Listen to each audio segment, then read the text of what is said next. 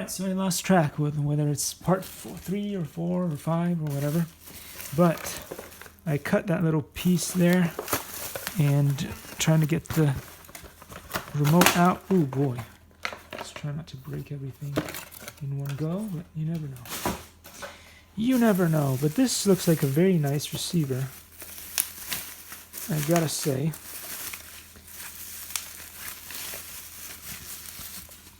Has one of these funny, okay, don't turn it, otherwise you might break it, kind of antennas, a bunch of buttons there. And I like how this is nice and foamy. Feels nice in the hand. It doesn't feel cheap.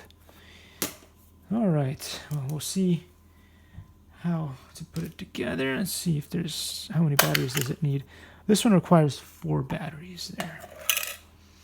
And I guess the other battery's in here. Anyway, stay tuned. In the next one, I'm going to take off the shell and we'll see what it looks like on the inside.